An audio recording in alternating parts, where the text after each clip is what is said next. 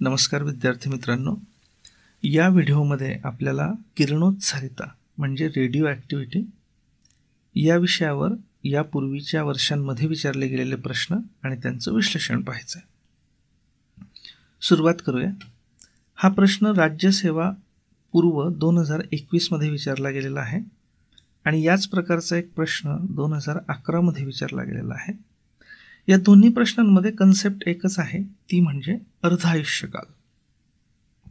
आता आपल्या science all in one पुस्तकामध्ये आपण अर्ध आयुष्यकालाची संकल्पना व्यवस्थित एक्सप्लेन केलेली आहे.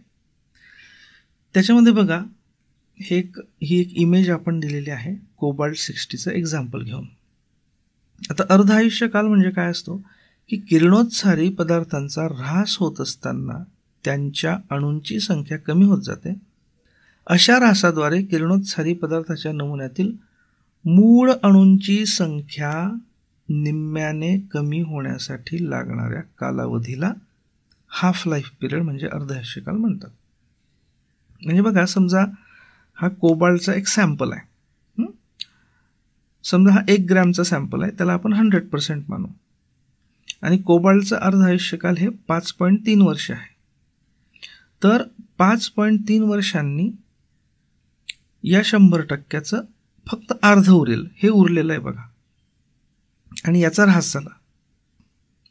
त्याच्यानंतर आणखी 5.3 वर्षांनी म्हणजे टोटल 10.6 वर्षांनी हे जे अर्ध उरलं होतं या अर्ध्याचं पुन्हा अर्ध होईल. म्हणजे काय होईल? या अर्ध्याचा अर्ध म्हणजे एकूणाचा 25%. अजून 5.3 वर्षांनी म्हणजे एकूण 15.9 वर्षांनी हे जे उरलं होतं याचं पुन्हा अर्ध होईल. म्हणजे आधी 50% होतं, त्याचं 25% झालं आणि या 25%चा अर्ध म्हणजे 12.5% होईल या पद्धतीने. तर याला आपण म्हणतो अर्धायुष्यकाल. आता हे आपण एक्झाम्पल सॉल्व करू. ट्रिटियमचे अर्धायुष्यकाल किंवा अर्धायुष्य, ट्रिटियमचे अर्धायुष्य 12.5 वर्ष आहे. म्हणजे काय की समजा हा 1 युनिट, 1 ग्रॅम म्हणा, 1 किलोग्रॅम म्हणा, काही म्हणा, 1 युनिट जर घेतलं तर याचा अर्धा उरायला 12.5 वर्ष लागतील. म्हणजे 12.5 वर्षांनी अर्ध उरेल. ओके, त्याचा बीटा किरणांनी क्षय होतो. 25 वर्षानंतर मूळ ट्रिटियमचा किती अंश अक्षय शिल्लक राहील? 25 वर्षांनी. म्हणजे आता बघा की समजा सुरुवातीला 1 एकक एवढा होता असं आपण समजू. हे 0 वर्ष म्हणजे बिगिनिंग. आता काय होईल की 12.5 वर्षांनी या 1चा अर्धा भाग हा जो आहे हा नष्ट होईल, याचा ऱ्हास होईल आणि त्याचा अर्धा भाग उरेल. म्हणजे 50% म्हणजे 1/2 एवढा उरेल. किती? 1/2. ठीक आहे, 1चा अर्धा झाला. आता अजून 12.5 वर्षांनी म्हणजे टोटल 25 वर्षांनी 12.5 अधिक 12.5 या अर्ध्याचा आणखी अर्धा होईल. याच अर्ध्याचा आणखी अर्धा म्हणजे इतका उरेल. आता अर्ध्याचा अर्धा म्हणजे 1/2चा 1/2 म्हणजे किती? 1/4. म्हणजे किती उरेल 25 वर्षांनी? 1/4. 1/4 म्हणजेच काय? 1/4 बरोबर किती? 0. 1 0 ठेवला, 4 2 8, 2 उरले, त्याच्यावर 0 ठेवला, 4 5 20, 0.25 म्हणजे 0.25 एवढा शिल्लक राहील. लक्षात घ्या. आता याच्यात प्रश्नांवर नेहमी लक्ष ठेवायचं. काही प्रश्नांमध्ये अमुक अमुक वर्षांनी किंवा अमुक अमुक अर्धायुष्यकालांनी किती भाग शिल्लक राहील असा प्रश्न विचारतात. काही ठिकाणी किती भागाचा ऱ्हास झालेला असेल असा प्रश्न विचारतात. समजा इथे जर विचारलं असतं आपल्याला की 25 वर्षांनी किती भागाचा ऱ्हास होईल, तर ऱ्हास झालेला भाग हा असता, बरोबर? हा ऱ्हास झालेला भाग राहिला असता. म्हणजे किती? 1 मधून हा 1/4 मायनस केला तर हा उरलेला भाग आहे. म्हणजे किती? 3/4. म्हणजे 3/4चा ऱ्हास झालेला राहिला असता आणि 1/4 उरलेला असता. आपल्याला शिल्लक विचारलं आहे म्हणजे उरलेला विचारलं आहे, म्हणजे आपलं उत्तर 1/4 म्हणजे 0.25. आता हा बघा, हा दुसऱ्या प्रकारचा प्रश्न आहे. एका किरणोत्सारी पदार्थाचा अर्धायुष्यकाल 4 तास आहे, तर 3 अर्धायुष्य कालावधीनंतर त्याच्या कितवा हिश्श्याचा ऱ्हास होईल? 3 अर्धायुष्य कालानंतर. आता इथे लक्षात घ्या की या 4 तासाचा काही उपयोग नाही दिलेला. 3 अर्धायुष्यकाल, समजा इथे 100 तास पण राहिलं असतं तर 3 अर्धायुष्यकाल म्हणजे 300 तासानंतर. इथे 5 तास दिलं असतं तर 3 अर्धायुष्यकालानंतर म्हणजे 5×15 तासानंतर असं. म्हणजे इथे 4 तासाचा काही उपयोग नाही, कारण डायरेक्ट इथे किती अर्धायुष्यकाल हे दिलेलं आहे. मागच्या प्रश्नामध्ये किती अर्धायुष्यकाल ते नव्हतं दिलं, तर डायरेक्ट वर्ष दिले होते, त्याच्यावरनं आपण 2 अर्धायुष्यकाल काढले, बरोबर. एनिवे, तर 3 अर्धायुष्यकालानंतर मग बघा आपलं सुरुवातीला किती 1 मानू, 0 अर्धायुष्यकालाला. पहिल्या अर्धायुष्यकालाला हा किती, हा पहिला अर्धायुष्यकाला, फर्स्ट हाफ लाईफ. किती उरेल? अर्धा उरेल, म्हणजे 1/2 उरेल, आणि हा याचा डिके होईल, ऱ्हास होईल. आता दुसऱ्या हाफ लाईफ म्हणजे दुसऱ्या अर्धायुष्य कालानंतर काय होईल की याचा अर्धा उरेल. अर्ध्याचा अर्धा म्हणजे किती? 1/4. आणि तिसऱ्या हाफ लाईफ म्हणजे तिसऱ्या अर्धायुष्य कालानंतर किती उरेल? याचा अर्धा म्हणजे 1/4चा अर्धा, बरोबर किती? 1/8 उरेल, म्हणजे 1/8 एवढा उरेल इथे, किती? 1/8. पण आता लक्षात घ्या की आपल्याला विचारलं काय आहे की कितव्या हिश्श्याचा ऱ्हास होईल, म्हणजे हा ऱ्हास झालेला भाग विचारला आहे आपल्याला, लक्षात ठेवायचा. नाहीतर सगळी संकल्पना माहीत असताना सुद्धा केवळ व्यवस्थित लक्ष न दिल्यामुळे आपल्याला उत्तर चुकू शकतं. तर कितव्या भागाचा ऱ्हास होईल हे विचारलं, म्हणजे हा भाग विचारला आहे, हा. ओके, आता उरलेला किती आहे? 1/8, आणि टोटल किती होता? 1, म्हणजे ऱ्हास झालेला भाग किती? 1 - 1/8, बरोबर किती?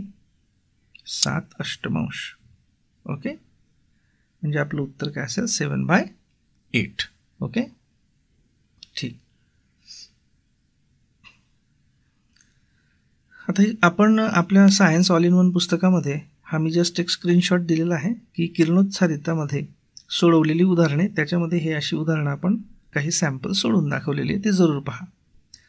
आता पुढचे प्रश्न. आता बघा, हा प्रश्न 1, 2, 3, 4, 5, 6, 7, 8, 9 एवढे 9 प्रश्न हे अल्फा, बीटा आणि गॅमा हे जे वेगवेगळे रेज आहेत त्यांच्यावर विचारलेले आहेत, म्हणून आपण एकत्रित केले ते.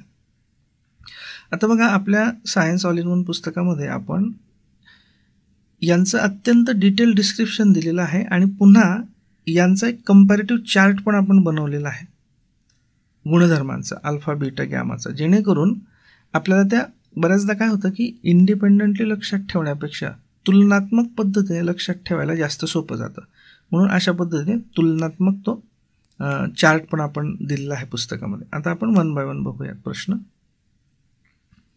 अल्फा कणाचा शोध कोणी लावला? तर बघा, आपण चार्टकडे जाऊ. हे बघा, चार्टमध्ये इथे शेवटी बघा शोध दिलेले आहेत. अल्फाचा शोध रुदरफोर्डने, बीटाचा पण रुदरफोर्डने, आणि गॅमाचा पॉल विलार्डने. म्हणजे अल्फा कणाचा शोध कोणी लावला? रुदरफोर्ड. म्हणजे हे आपला आन्सर आहे. Okay, next. Alpha particle is the nucleus of an atom of dash dash. हा स्टाफ सिलेक्शन कमिशनमध्ये विचारला आहे की अल्फा किरण म्हणजे प्रत्यक्षात कोणत्या अणूचं केंद्रक असतं? तर बघा, आपण इथे बघू की हे बघा, अल्फा किरण हे हेलियमच्या केंद्रक सदृश्य असतं. ओके, बीटा हा पॉझिट्रॉन किंवा इलेक्ट्रॉन सदृश्य असतो, आणि गॅमा हा फोटॉन सदृश्य असतो. म्हणजे अल्फा कशासारखा असतो? हेलियमच्या केंद्रकासारखा असतो. म्हणजे आपलं उत्तर असेल हेलियम. पुढचा प्रश्न. अस्थिर अणुकेंद्रकामधून अल्फा कण उत्सर्जित झाल्यानंतर कसे कमी होतील? म्हणजे अणुवस्तुमानांक कितीने कमी होईल? तर बघा, इथे आपण दिलेलं आहे बघा, अल्फा कण उत्सर्जित होतो त्यावेळी उत्सर्जनानंतर अणुअंक 2ने कमी होतो आणि अणुवस्तुमानांक 4ने कमी होतो. ओके, तर अणुअंक 2ने अणुवस्तुमानांक 4ने आणि कमी होतो. तर आपलं उत्तर काय असेल? हे बघा, अणुअंक 2ने आणि अणुवस्तुमानांक 4ने कमी होतो. राईट. पुढचा प्रश्न, अल्फा बीटा गामा या किरणांच्या धातूच्या पत्र्यातून आरपार जाण्याच्या क्षमतेनुसार क्रमसंबंध ओळखा. म्हणजे याला आपण म्हणतो वेधन शक्ती, पेनिट्रेटिंग पॉवर, की एखाद्या धातूच्या पत्र्यामधनं ते किती जाडीच्या पत्रातनं ते आरपार जाऊ शकतात. तर बघा, इथे आपण वेधन शक्तीच्या बाबतीत दिलेलं आहे. अल्फा कणांची वेधन शक्ती सर्वात कमी असते, बीटा कणांची मध्यम असते, तर गॅमा किरणांची सर्वात जास्त असते. म्हणजे अल्फाची सर्वात कमी, गॅमाची सर्वात जास्त. ओके, मग आता इथे बघूयात आपण. बघा, गॅमाची इथे सर्वात जास्त दिली आहे, कारण हा या साईडने आहे. त्यानंतर बीटा आणि अल्फाची सगळ्यात कमी, म्हणजे हे योग्य उत्तर आहे. Okay, now next, the least penetrating power ray is, हा पुन्हा स्टाफ सिलेक्शनमध्ये विचारला गेलेला प्रश्न आहे. म्हणजे सगळ्यात कमी भेदन शक्ती कोणाची असते? तर इथे काय दिलेलं आहे? इथे अल्फा बीटा गॅमा अशा चिन्हांऐवजी ए म्हणजे अल्फा, बी म्हणजे बीटा, जी म्हणजे गॅमा असं दिलं. त्यामुळे कन्फ्युजन होऊ द्यायचं नाही. तर आपल्याला माहिती आहे सगळ्यात कमी वेधन शक्ती कोणाची? अल्फाची. बरोबर, अल्फाची सगळ्यात कमी, त्याच्यापेक्षा बीटाची जास्त आणि त्याच्यापेक्षा गॅमाची जास्त. पुढचा प्रश्न, हा MPSC 2013 विचारला गेला आहे आणि हा महत्त्वाचा प्रश्न आहे. तुम्ही केअरफुली बघा. कणाची वेधन शक्ती म्हणजे पेनिट्रेटिंग पॉवर जी आपण आता बघतोय, ही त्याच्या वस्तुमानाच्या व्यस्त प्रमाणात असते. अल्फा म्हणजे काय? की ज्याचं वस्तुमान जास्त असेल त्याची पेनिट्रेटिंग पॉवर कमी असेल आणि ज्याचं वस्तुमान कमी असेल त्याची पेनिट्रेटिंग पॉवर जास्त असेल, असं हे स्टेटमेंट म्हणतं. अल्फा कणाची वेधन शक्ती ही बीटा कणाच्या वेधन शक्तीपेक्षा कमी आहे. हे एक दुसरं स्टेटमेंट आहे. आता बघा, अल्फा कणाची वेधन शक्ती ही बीटापेक्षा कमी असते, हे बरोबर आहे, आपल्याला माहिती आहे. आपल्याला माहिती आहे अल्फाची सगळ्यात कमी, त्याच्यापेक्षा बीटाची जास्त आणि त्याच्यापेक्षा पण गॅमाची जास्त. आता कणाची वेधन शक्ती ही त्याच्या वस्तुमानाच्या व्यस्त प्रमाणात असते. हे खरं तर अगदी पूर्ण बरोबर नाही. वस्तुमान कमी जास्त असलं तर त्यानुसार वेग कमी जास्त होतो. पण जी वेधन शक्ती असते, वेधन शक्ती ही कशावर अवलंबून असते हे आपण या स्पष्टीकरणामध्ये दिलं आहे. बघा, गॅमा किरणांची भेदन क्षमता सर्वाधिक असण्याचे खरे कारण हे की त्यांच्यावर कोणताही प्रभार नसतो. गॅमा किरण हे प्रभाररहित असतात, त्यामुळे त्यांची पदार्थासोबत कोणतीही परस्पर प्रक्रिया, त्याला कुलोम इंटरॅक्शन म्हणतात, ती होत नाही. म्हणजे समजा हा पत्र्याचा असा तुकडा असेल तर याच्यातनं ज्यावेळी किरण अल्फा किरण जातो तर गॅमा किरणावर कुठलाही चार्ज नसतो. त्यामुळे या पत्र्याचे जे अणुरेणू असतात त्यांच्याशी याची काही इंटरॅक्शन होत नाही आणि त्याच्यामुळे हा सरळ बाहेर निघून जातो, म्हणजे याला पेनिट्रेट करतो. हे खरं कारण आहे. ओके, एनिवे, म्हणजे तसं बघायला गेलं तर अगदी खरं उत्तर हे असं आहे की ए हे तेवढंसं बरोबर नाही आहे. पण काय होतं की वस्तुमानानुसार वेग कमी जास्त होतो. म्हणजे वस्तुमान जास्त तर वेग कमी, त्यामुळेही वेधन शक्तीवर थोडा परिणाम होऊ शकतो. त्याच्यामुळे आपण दोन्ही वाक्य बरोबर हे उत्तर लिहू शकतो. पण अगदी क्लिअर फिजिक्सच्या अँगलने जर बघितलं तर हे पहिलं वाक्य तेवढंसं बरोबर नाही. ओके, ठीक आहे. म्हणजे सध्या आपण मग दोन्ही वाक्य बरोबर हे उत्तर आपलं ठेवूयात. ठीक आहे, ओके. आता पुढचा प्रश्न, 3 वाक्य दिलेले आहेत. ऋणभारित बीटा कण हे धनभारित अल्फा कणापेक्षा जास्त अंतर्भेद करतात. आता अंतर्भेद, भेदनशक्ती, वेधनशक्ती हे एकच शब्द आहेत पेनिट्रेटिंग पॉवरसाठी वापरले जाणारे. तर बीटा कणाची भेदनशक्ती ही अल्फापेक्षा जास्त असते, हे बरोबर आहे. ओके, कारण अल्फाची सगळ्यात कमी असते,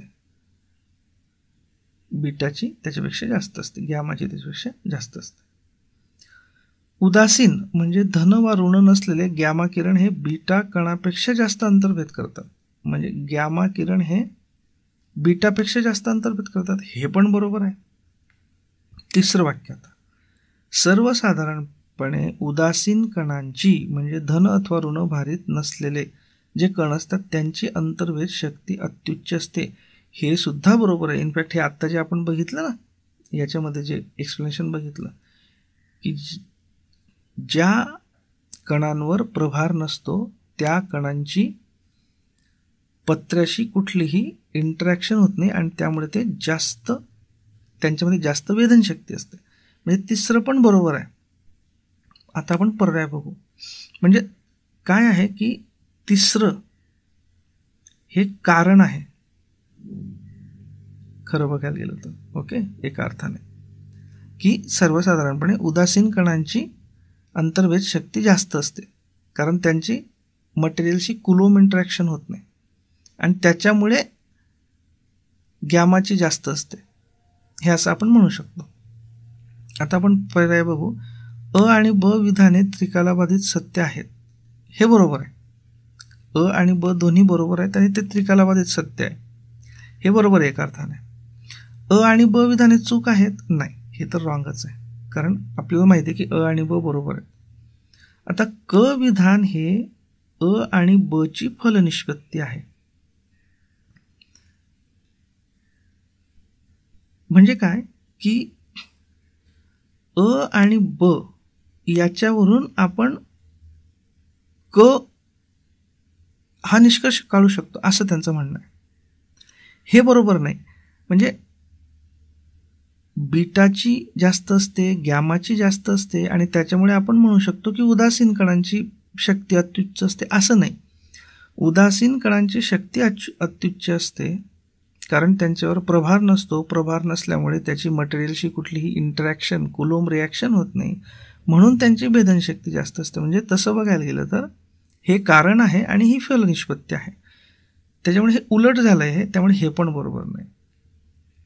क हे वदान अ आणि ब ची फलनिष्पत्ती नाही, हे पण फलनिष्पत्ती नाही असं म्हणणं योग्य नाही. त्यांनी असं म्हणायला पाहिजे होतं की अ आणि ब ही क ची फलनिष्पत्ती आहे,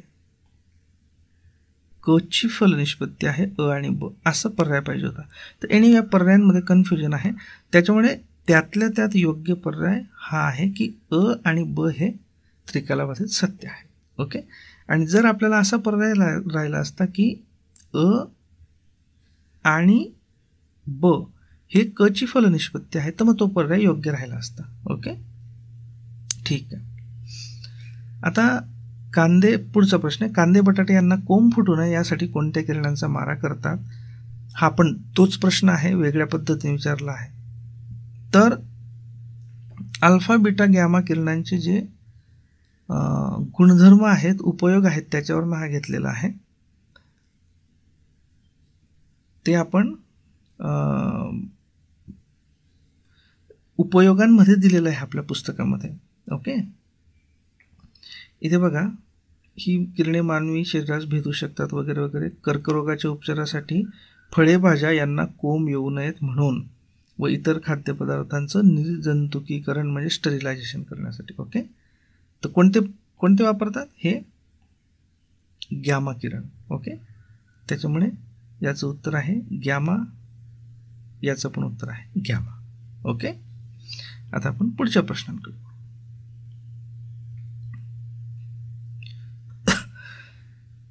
आता इथे 2 विधानं दिलेली आहेत.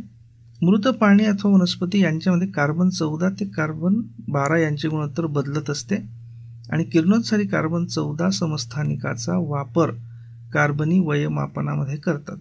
हा प्रश्न आहे 2021चा. ओके, MPSC पूर्व 2021.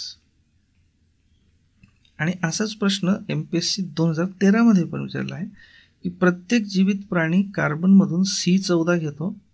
प्रत्येक जीवात एकाच प्रमाणात C14 असतो. मृत्यूनंतर जीव एकाच प्रमाणात कार्बन फेकतो.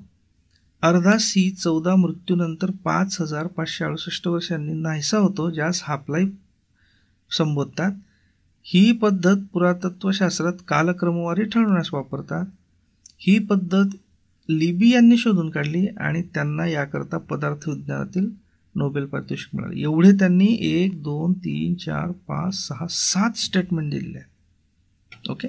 आणि त्यातले कोणतं विधान चुकीचं आहे हे विचारलं. एनिवे, आता बघा, आपल्या पुस्तकामध्ये आपण कार्बन डेटिंग म्हणजे काय याचं अत्यंत डिटेल वर्किंग दिलेलं आहे की कसं होतं हे.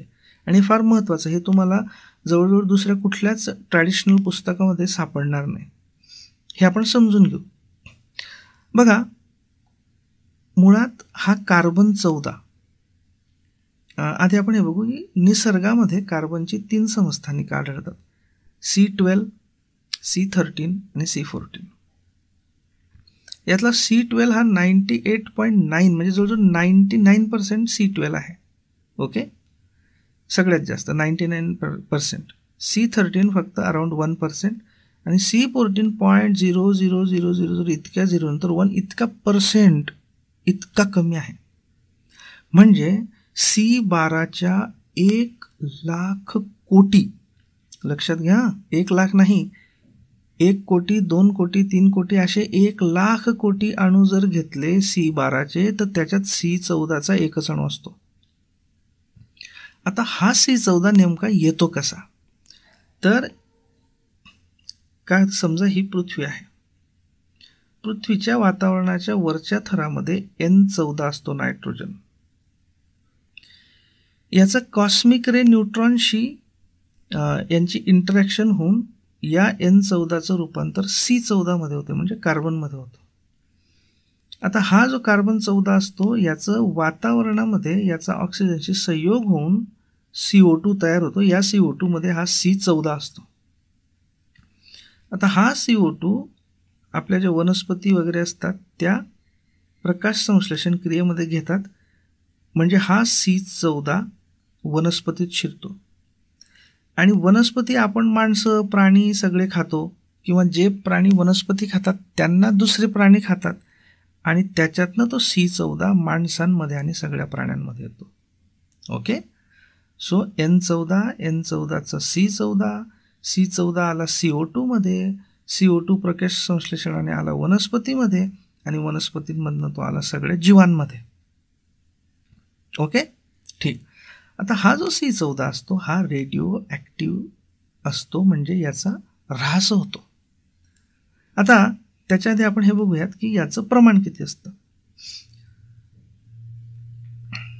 आता बघा, समजा आपण आहोत, एक माणूस आहे, तर या माणसामध्ये C14 आला आपल्याला माहीत आहे.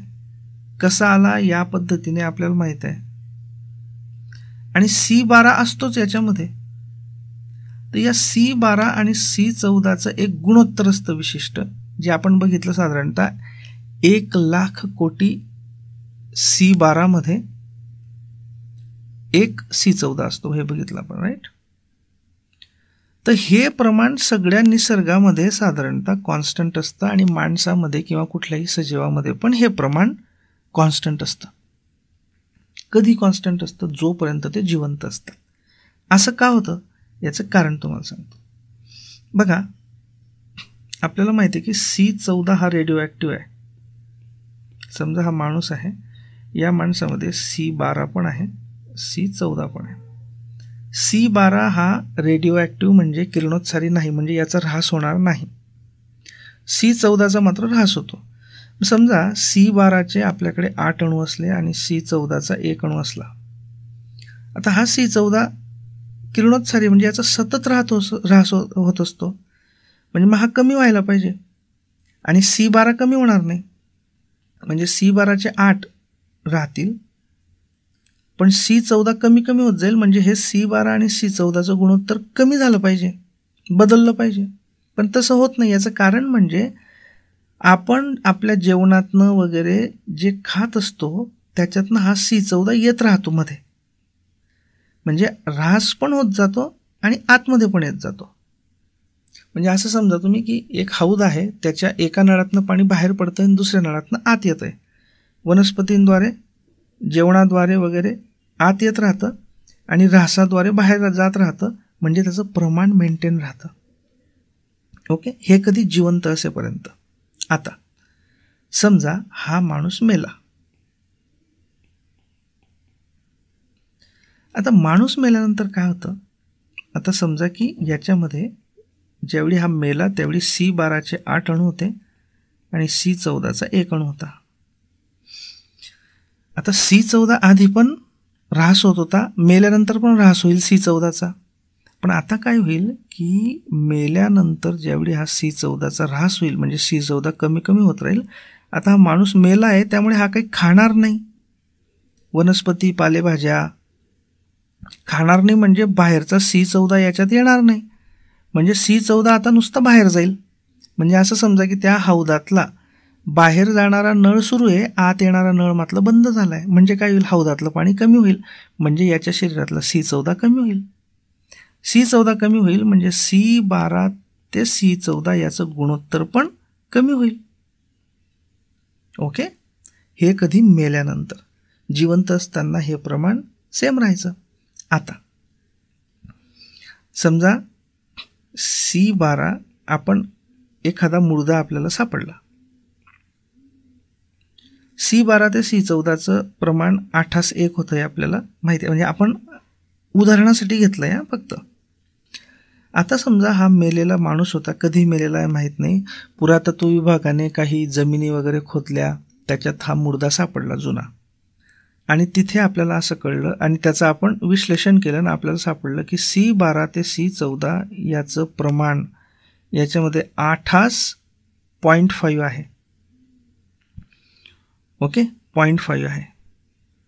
आता आपल्याला आपल्या ज्ञानाने माहीत आहे की C14 हा एक जिवंत असताना 1 होता, पण आता 0.5 म्हणजे अर्धा कमी झाला आहे, आणि C14ला अर्धा कमी होण्यासाठी म्हणजे त्याचा अर्धा आयुष्यकाल हा जवळजवळ 5,600 वर्ष आहे. याचा अर्थ हा माणूस साधारणतः 5,600 वर्षांपूर्वी मेलेला आहे, म्हणजे हा 5,600 वर्षांपूर्वीपर्यंत जिवंत होता. कारण हा C14 अर्धा व्हायला 5,600 वर्ष लागतात आणि आपल्याला तो अर्धा सापडला आहे आता, म्हणजे हा 5,600 वर्षापूर्वी जिवंत होता. अशा पद्धतीने त्या गोष्टीचं वय आपल्याला सांगता येतं. अशाच पद्धतीने तो कशातही मिळू शकतो, वनस्पतीच्या अवशेषांमध्ये मिळू शकतो. समजा C14.25 सापडला असता, याचा अर्थ आपण म्हटलं असतो की हा 5,600 अधिक 5,600 म्हणजे जवळजवळ किती, 11,200 वर्षापूर्वी अस्तित्वात होता. या पद्धतीने. ओके, तर अशा पद्धतीने, आणि हे मी सगळं पुस्तकामध्ये काल्पनिक उदाहरण घेऊन हे सगळं एक्सप्लेन केलं आहे बघा. ओके, आणि याचा जो अर्ध आयुष्यकाल असतो हा 5,600 ते 5,700 वर्षे वेगवेगळे सापडतात आपल्याला. उदाहरणार्थ इथे 5,568, म्हणजे साधारणतः तुम्ही लक्षात ठेवा की 5,700 किंवा 5,600च्या आसपास आहे. ठीक आहे, आता आपण प्रश्न बघू. मृत प्राणी अथवा वनस्पती यांच्यामध्ये कार्बन-14 ते कार्बन-12 यांचे गुणोत्तर बदलत असते. बरोबर आहे, मृत प्राण्यामध्ये बदलतं, जिवंतमध्ये बदलत नाही, हे लक्षात ठेवायचं. जिवंतमध्ये काय होतं की हौदातनं बाहेर जाणारा नळ पण चालू असतो आणि हौदात आतमध्ये पाणी टाकणारा नळ पण चालू असतो. मेल्यानंतर काय होतं, हा नळ बंद होतो, हा मात्र चालू राहतो बाहेर जाणारा, म्हणजे मेल्यानंतर हे गुणोत्तर बदलतं. हे स्टेटमेंट बरोबर आहे. आणि किरणोत्सारी कार्बन-14चा वापर कार्बनी वयमापनामध्ये करतात, हे पण बरोबर आहे. म्हणजे विधान ए हे सत्य आहे. ब ही विधानाची कारण मीमांसा आहे, बरोबर आहे. ओके, पुढचा प्रश्न बघू, जो 13 मध्ये विचारला गेला आहे. प्रत्येक जीवित प्राणी कार्बनमधून C14 घेतो, बरोबर, आपल्याला माहीत आहे. प्रत्येक जीवात एकाच प्रमाणात C14 असतो, हे पण बरोबर आहे. आपण बघितलं की जवळजवळ सर्व निसर्गामध्ये हे प्रमाण कॉन्स्टंट असतं. मृत्यूनंतर जीव एकाच प्रमाणात कार्बन फेकतो, हे पण बरोबर आहे. त्याचा ऱ्हास होतो. कार्बन फेकतो म्हणजे काय, हे भाषांतर त्यांनी थोडंसं चुकीचं दिलंय. फेकतो म्हणजे ऱ्हास होतो.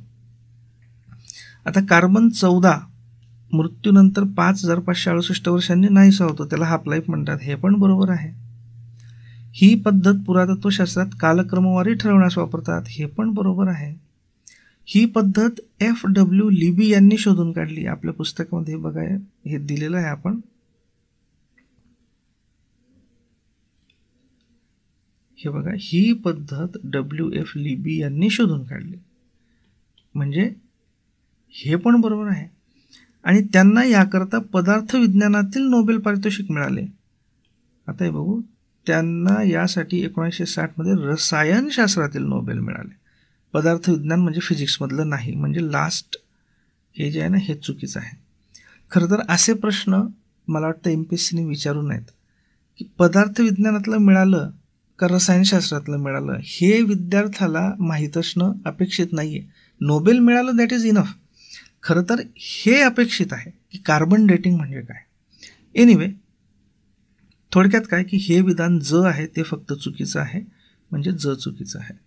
इथे आपण टीप दिलेली आहे की लिबी यांना पदार्थ विज्ञान नव्हे तर रसायनशास्त्रातील नोबेल मिळाले होते. एनिवे, आता आपण पुढच्या प्रश्नांकडे जाऊ.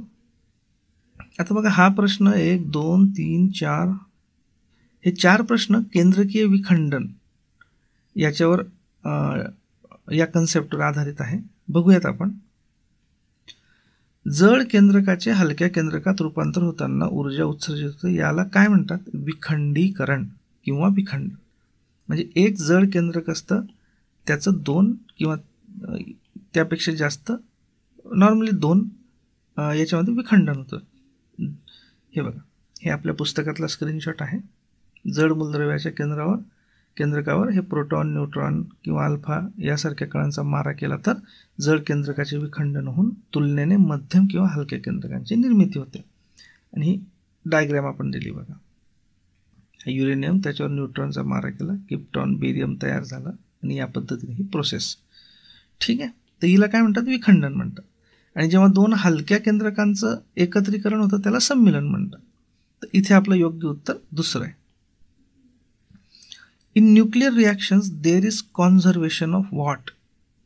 मास नाही, मोमेंटम नाही, एनर्जीचं कॉन्झर्वेशन होतं फक्त. बघा, आपल्या पुस्तकामध्ये आपण हे दिलेलं आहे की जेव्हा असं सम्मिलन होतं ना, बघा, हे प्रोटॉन्स आणि न्यूट्रॉन्स एकत्र आले, हे केंद्रक तयार झालं. आता जर हे वेगवेगळे प्रोटॉन ज्यावेळी होते, सुटे प्रोटॉन आणि सुटे न्यूट्रॉन यांची जर वेगवेगळं वस्तुमान घेतलं तर 16.12744 येतं. ज्यावेळी हे एकत्र येऊन केंद्रक तयार होतं तर याचं वस्तुमान थोडंसं कमी होतं याच्यापेक्षा. म्हणजे जे सुटे होते, सुट्यांचं वस्तुमान 16.12 होतं, पण एकत्र आल्यावर तेवढेच एकत्र आले आहेत, 8 + 8, त्यांचं वस्तुमान मात्र थोडं कमी आहे, 15.99. मग हा जो फरक आहे हा गेला कुठे? इथे पण 8 प्रोटॉन 8 न्यूट्रॉन होते, इथे पण 8 प्रोटॉन 8 न्यूट्रॉन आहेत, मग बाकीचे गेले कुठे? त्याला जे हे मास कमी होतं याला मास डिफेक्ट आपण म्हणतो. मग हे मास कमी झालं, वस्तुमान कमी झालं, याचा अर्थ वस्तुमान अक्षय राहिलं का? नाही. म्हणजे वस्तुमान बदललं, वस्तुमान कमी झालं. ह्या वस्तुमानाचं रूपांतर कशामध्ये झालं? ऊर्जेमध्ये झालं. म्हणजे वस्तुमान अक्षय राहिलं नाही, ऊर्जा फक्त अक्षय राहते. म्हणून आपण इथे म्हटलेलं आहे की थोडक्यात केंद्रकीय अभिक्रियांमध्ये फक्त ऊर्जा हीच अक्षय राहते, म्हणजे कॉन्झर्व होते, मास राहत नाही केंद्रकीयमध्ये. ठीक आहे, म्हणजे एनर्जी फक्त अक्षय राहते, मास नाही, मोमेंटम नाही.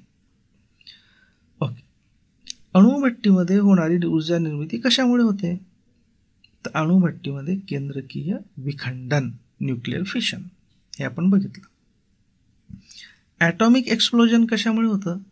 आता ॲटॉमिक एक्सप्लोजन म्हणा, केंद्रकीय विखंडन ही जी प्रक्रिया आहे ना, विखंडन ही प्रक्रिया जर अनकंट्रोल्ड असती, म्हणजे अनियंत्रित असली, तिच्यावर जर नियंत्रण नाही ठेवलं तर बॉम्बस्फोट होतो, म्हणजे nuclear explosion, atomic explosion. Okay. आणि जर हिला नियंत्रित ठेवलं तर आपल्याला अणुभट्टीमध्ये ऊर्जा निर्मिती करता येते. ओके. थोडक्यात काय की ॲटॉमिक एक्सप्लोजन म्हणा किंवा अणुभट्टी म्हणा, दोघांमध्ये चेन रिॲक्शन असते, पण ॲटॉमिक एक्सप्लोजनमध्ये अनकंट्रोल्ड असते, कंट्रोल्ड नाही. ओके. आणि हे थर्मोन्यूक्लिअर केमिकल तर नाहीच नाही. ओके. तर पुढचा प्रश्न बघू. किरणोत्साराचे SI पद्धतीतील एकक. आपल्या पुस्तकामध्ये किरणोत्साराच्या एककांसंबंधी सगळं दिलं आहे बघा. SI पद्धतीतलं एकक हे बेक्वेरेल आहे, हेनरी बेक्वेरेल यांच्या स्मरणार्थ. ओके. त्याची डेफिनेशन पण आपण दिली आहे. त्यानंतर इतर पण हे लक्षात ठेवायचे.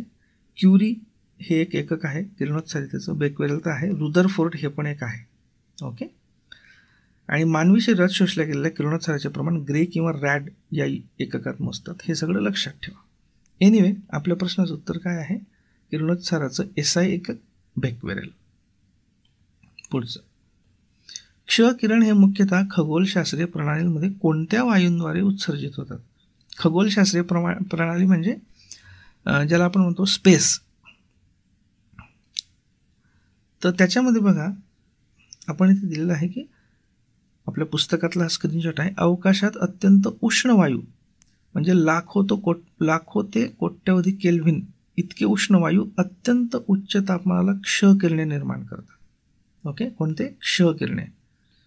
सो अत्यंत गरम वायूद्वारे, थंड वायूंद्वारे नाही, निष्क्रिय वायूंद्वारे नाही, अत्यंत गरम वायूंद्वारे, की कित्येक लाख किंवा कित्येक कोटी केल्विन एवढं तापमान असलेलं. पुढचा प्रश्न आहे स्टाफ सिलेक्शन कमिशनचा. Device used for measuring wavelength of xray, म्हणजे एक्सरे मोजण्यासाठी कोणतं डिव्हाइस वापरलं जातं? तर इथे आपण आपल्या एक्सरे टॉपिकमध्ये दिलं आहे बघा, की एक्सरेची तरंगलांबी मोजण्यासाठी ब्रॅग स्पेक्ट्रोफोटोमीटर हे उपकरण वापरतात. कुठलं? ब्रॅग स्पेक्ट्रोमीटर किंवा स्पेक्ट्रोफोटोमीटर. पुढचा प्रश्न, क्ष किरण किंवा किरणोत्सारी पदार्थ यांच्या साहाय्याने कर्करोगावर उपचार करण्याच्या पद्धतीला काय म्हणतात? आपल्याला सगळ्यांना जनरल नॉलेज म्हणून पण माहीत आहे, त्याला रेडिओथेरपी म्हणतात, म्हणजे किरणोपचार. ओके. क्ष किरणांचे उपयोग या टॉपिकच्या अंडर आपण दिलेलं आहे. सो याला काय म्हणतात? किरणोपचार म्हणजे radiotherapy. Xray can be used as, क्ष किरणांचा उपयोग कुठे होतो? To detect heart disease, to detect defect in precious stones and diamonds, gold under earth, cutting and welding. याचं योग्य उत्तर आहे defects in precious stones and diamonds. एक्सरेचा उपयोग बघा, क्ष किरणांचे जे उपयोग आहेत ना, बघा, वस्तूतील किंवा जोडकामातील दोष किंवा डिफेक्ट किंवा फटी शोधण्यासाठी होतं. ओके.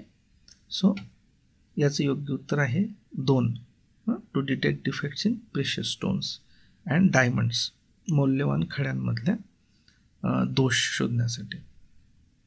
इतर पण अनेक सगळे उपयोग आपण दिलेले आहेत क्ष किरणांचे, हे जरूर वाचा. आणि इतर वेगवेगळ्या संकल्पना आणि त्याच्यावर आधारित प्रश्न याच्यासाठी सायन्स ऑल इन वन हे पुस्तक जरूर वाचा. थँक्यू.